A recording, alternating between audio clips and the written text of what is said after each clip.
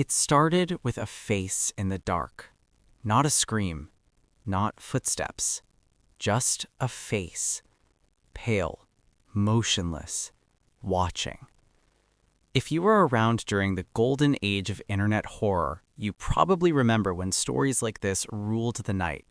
Before short-form jump scares, before analog horror went mainstream, before every scary video had a cinematic budget, there were creepypastas, raw, unfiltered, shared across forums at 2 a.m. by strangers who swore, "This happened to me." And one of the most unsettling of them all was the peering head. Tonight, I'm not just retelling it, I'm remastering it. And I'm finally explaining why I stopped doing creepypastas. Turn the lights off. Let's begin. The story begins the way many horror stories do, with normalcy. A man moves into a quiet rental house on the edge of town. Nothing remarkable about it. Beige siding, 2 floors, a small patch of yard with a leaning mailbox, the kind of place you forget about as soon as you pass it. The first few nights are peaceful. Then he sees it. He's brushing his teeth when he notices movement in the bathroom mirror. Not behind him, outside. He turns his head slowly toward the window. There, barely visible through the darkness, is a face. Not pressed against the glass, not distorted, just peering. It's too tall to belong to someone standing on the ground. The eyes are open wider than normal, not blinking, not angry, not emotional, just observing. He freezes. When you see something your brain can't process, it tries to rationalize it. Maybe it's a trick of the light. Maybe it's a reflection. Maybe it's a tree branch forming a pattern. He steps closer. The face doesn't move. He steps even closer. It's real. He runs outside immediately, adrenaline burning through him. The yard is empty, the grass untouched. No footprints, no sound of retreating steps, no car engine fading into the distance. Nothing. He calls the police. They search the perimeter, check the backyard, shine flashlights into the tree line. They find no one. An officer tells him it was probably his imagination. But here's the thing about fear. Your imagination doesn't leave condensation on the outside of a window. The second night, it comes back. This time, it's higher, not outside the bathroom window, outside his bedroom, 2nd floor. There is no balcony, no ladder leaning against the house, no trees close enough to climb. Just siding, and a face, peering, closer now. He stares at it for what feels like minutes but is probably seconds. Then something shifts. The head tilts slightly, like it's studying him, like it's curious.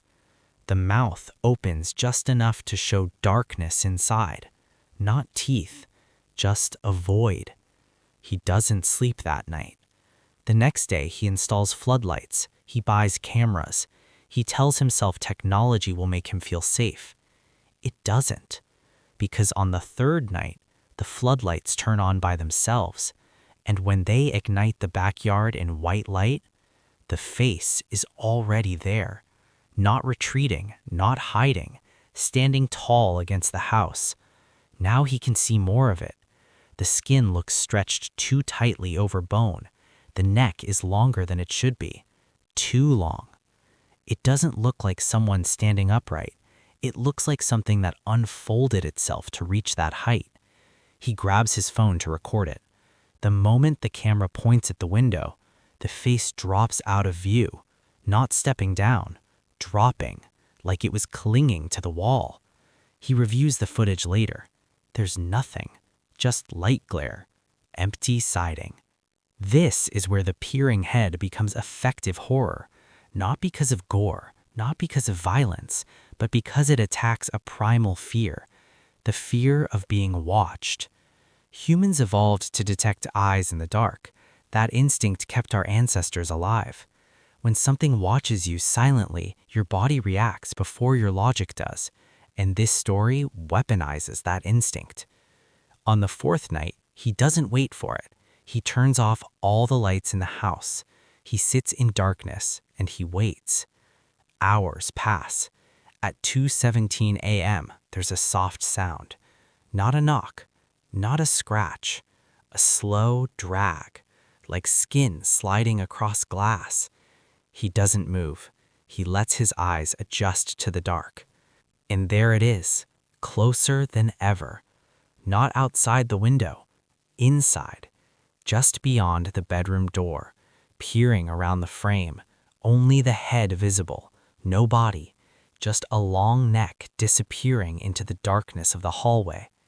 It doesn't enter, it doesn't rush him, it just watches. That's the brilliance of the story. It doesn't chase, it doesn't attack, it observes. He whispers, "What do you want?" The head tilts again, then slowly retracts into the hallway. No footsteps, no sound. He runs to the door. The hallway is empty, every door closed, windows locked, security cameras show nothing. This is where most creepypastas would escalate into violence, but the peering head does something smarter. It escalates psychologically.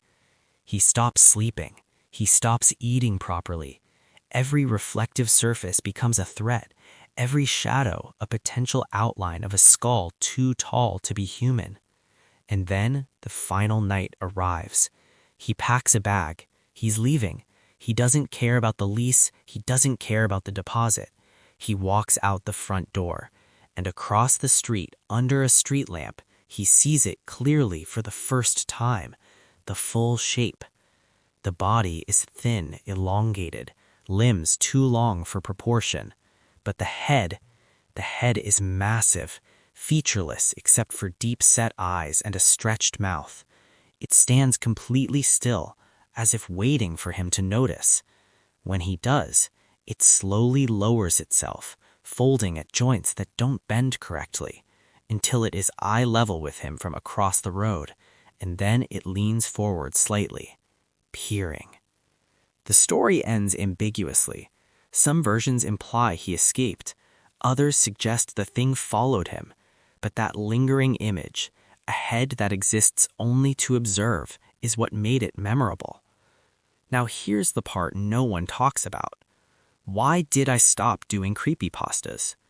Back when I first started narrating horror stories, creepypastas were everywhere. Forums were alive, writers experimented, monsters felt new. But something changed. The internet grew up, and so did the audience. Fictional horror began to feel safe. When you know something is invented, your brain gives you distance. It files the fear under entertainment. But true stories, alleged true encounters, blur that line. They make you wonder, what if this actually happened? What if someone really saw something outside their window? The shift wasn't about abandoning creativity. It was about chasing authenticity. Creepypastas started repeating the same formulas: tall humanoid, distorted smile, abandoned building, lost tape. Eventually, the scares became predictable, and predictability kills fear. But revisiting the peering head reminded me why the genre once worked. It wasn't about monsters. It was about atmosphere, silence, stillness, observation. The most terrifying thing in that story isn't the creature's design. It's its behavior. It doesn't roar. It doesn't threaten. It watches. And being watched is intimate, uncomfortable, violating. In a world filled with cameras, surveillance, social media profiles, and data tracking, the concept of something silently studying you feels more real now than ever. Maybe that's why this story still works. Maybe that's why I decided to remaster it instead of leaving it buried in internet history. Horror evolves, formats change, audiences change, but fear stays the same. Tonight, when you turn off your screen, when your room goes dark, when your window becomes a black mirror reflecting your own silhouette, ask yourself one question. If something was standing just outside, would you even see it? Or would it already be peering in? And if you wake up at 2:17 a.m. to a sound that isn't quite a knock, don't rush to the window, because some things don't want to come inside. They just want to watch.